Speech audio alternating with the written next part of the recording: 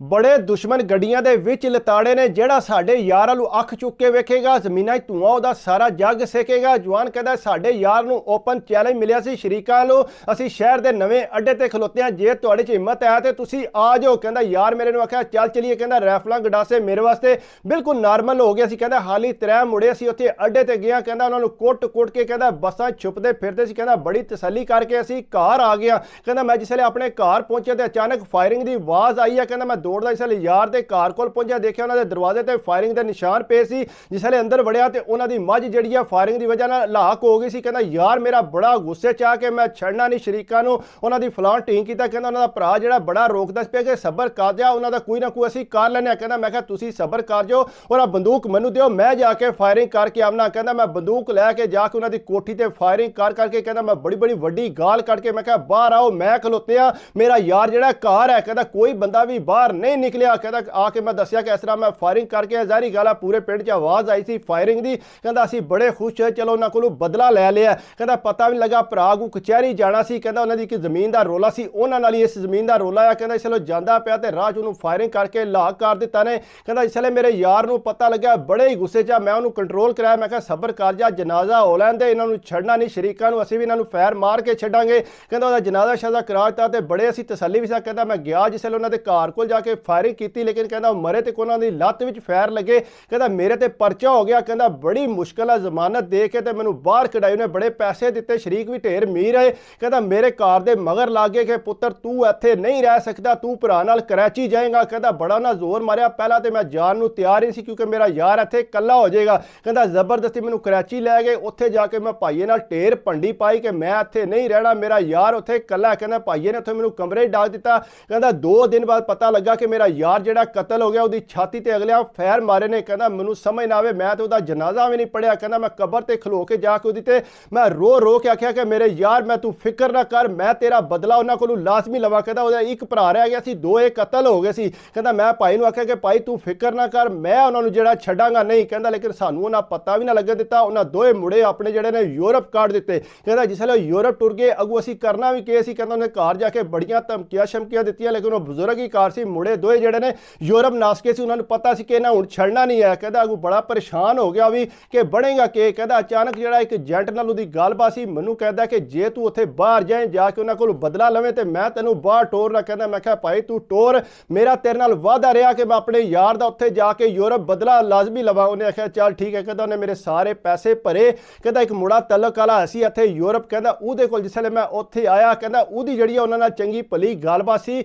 उन्हें दस दित्ता कि इस तरह जिहड़ा साडे कोल आके वो रहे है। कहंदा वो विचों डर गए सी कि किधरे साडे हाल ते नहीं आया, सानूं मारन ते नहीं आया। कहंदा इंज होया कि मैनूं थोड़ा बहुत पीण पिलाण दा शौक आया। कहंदा मैं उहनूं आख्या कि तू यैशी मैशी करा।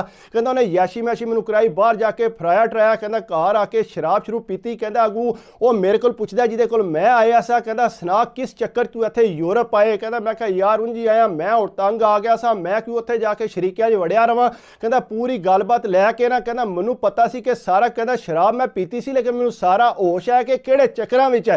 कहंदा मैं उहदियां सारियां गल्लां शल्लां सुणदा रहा कि मैं बोलिया ना कि मैं किस मकसद नूं आया। कहंदा बहरहाल जिसले गपशप उधरी, कहंदा मैं कहा सना होंदे कित्थे नहीं। कहंदा उन्हें मैनूं कोई ना दस्सिया। कहंदा 10 कुछ दिन गुजर के मैनूं पता लगा कि इह उन्हां नाल फोन ते राबते च है, लेकिन वो तसल्ली करना चाहते सी कि साडे चक्कर च ते नहीं आया। कहंदा जिसले गलबात पिया करदा सी ना, मैनूं पता लग गया कि फलानी जगह ते रहिंदे ने। कहंदा मैं उहनूं आख्या कि गल सुन यार, मैं उन्हां नाल कोई गलबात करनी है, तू मैनूं उत्थे लै जा। कहंदा नहीं यार मैं नहीं तैनूं लैके जा सकदा, वो तेरे नाल मिलना नहीं चाहते। कहंदा मैं कहा चल तू ना खड़। कहंदा एक होर मुड़ा मैनूं लभ गया, उन्होंने पता सी कि वो कित्थे रहिंदे ने पे। कहंदा जनाब मैं उत्थों लई गड्डी ते सीधा उत्थे पहुंच गया। कहंदा जिसले अंदर वड़न लगा बिल्डिंग दा दरवाजा खुलिया, कहंदा मैं अंदर वड़ गया। कहंदा जूं ही जाके उन्हां दे दरवाजे दे अगे मैं बह रहा। कहंदा जिन्नी देर तक उन्हां दा दरवाजा नहीं खुलिया, कहंदा जूं ही दरवाजा खुलिया ना, कहंदा मैं अगे खलोता धक्का मार के उन्होंने जिहड़ा अंदर करता। कहंदा 2 भरा कुदरती घर ही सी।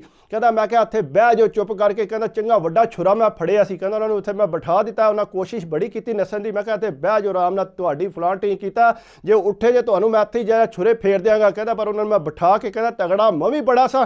कहंदा अगू उन्होंने जिहड़ा मैं रस्सियां शस्सियां बन के ते उत्थे बिठा दिता। कहंदा मैं कहा हुण गल सुनो, तुहानूं वारियो वारी जिहड़ा मैं छुरे फेरांगा एक एक तां कि तुहानूं नज़र आवे। कहंदा माफियां मंगण, लेकिन मैं कहा तुहानूं माफ़ी नहीं लभ सकदी। कहंदा अगू मैं फोन मारिया पाकिस्तान, मैं कहा लो भाईया जी 2 जिहड़े ने हुण मेरे काबू आए ने, दसो हुण की करना। उन्हें आख्या दोवां नूं जिहड़ा ਜਿਹੜਾ ਤੂੰ ਛੁਰੀ ਫੇਰ ਸੜ। ਕਹਿੰਦਾ ਮੈਂ ਕਿਹਾ ਭਾਈਆ ਵਾਰੀਓ ਵਾਰੀ ਫੇਰਾਂਗੇ ਇਕੱਠੇ। ਉਹਨੇ ਕਿਹਾ ਵਾਰੀਓ ਵਾਰੀ, ਇੱਕ ਜਿਹੜਾ ਦੂਜੇ ਨੂੰ ਮਰਦਾ ਤੱਕੇ। ਕਹਿੰਦਾ ਮੈਂ ਸਾਹਮਣੇ ਖਲੋ ਕੇ ਜਨਾਬ ਉੱਥੇ ਜਿਹੜਾ ਇੱਕ ਨੂੰ ਪਹਿਲਾਂ ਜਿਹੜਾ ਉਹਦੇ ਗਲੇ ਤੇ ਛੁਰੀ ਫੇਰੀ, ਕਹਿੰਦਾ ਦੂਸਰਾ ਰੋਵੇ ਚੀਕਾ ਮਾਰੇ। ਲੇਕਿਨ ਕਹਿੰਦਾ ਮੈਂ ਕਿਹਾ ਤੁਸੀਂ ਜਿਹੜਾ ਸਾਡੇ ਨਾਲ ਕੀਤਾ, ਮੇਰਾ ਯਾਰ ਖੋ ਲਿਆ ਤੇ ਤੁਹਾਨੂੰ ਮੈਂ ਕਿਸ ਤਰ੍ਹਾਂ ਛੱਡ ਸਕਣਾ। ਕਹਿੰਦਾ ਉਹਨੂੰ ਮੈਂ ਉੱਥੇ ਹੀ ਮਾਰ ਦਿੱਤਾ। ਕਹਿੰਦਾ ਉਹਦਾ ਦੂਜਾ ਭਰਾ ਜਿਹੜਾ ਰੋਵੇ ਚੀਕਾ ਮਾਰੇ, ਉਹਦੀ ਆਵਾਜ਼ ਵੀ ਜਿਹੜੀ ਆ ਉਹ ਬੰਦ ਹੋ ਗਈ। ਕਹਿੰਦਾ ਮੈਂ ਕਿਹਾ ਹੁਣ ਜੜਿਆ ਤੂੰ ਇਸ ਦੁਨੀਆ ਤੋਂ ਜਾਣਾ ਹੀ ਜਾਣਾ। ਕਹਿੰਦਾ ਮੈਂ ਉਹਨੂੰ ਜਿਹੜਾ ਉਹਦੇ ਗਲੇ ਤੇ ਛੁਰਾ ਫੇਰ ਦਿੱਤਾ। ਮੈਂ ਫੇਰ ਕੇ ਕਹਿੰਦਾ ਮੈਂ ਕੱਪੜੇ ਛਪੜੇ ਚੇਂਜ ਕਰਕੇ ਉਹਨਾਂ ਦੀਆਂ ਉੱਥੇ ਹੀ ਲਾਸ਼ਾਂ ਸੱਟੀਆਂ।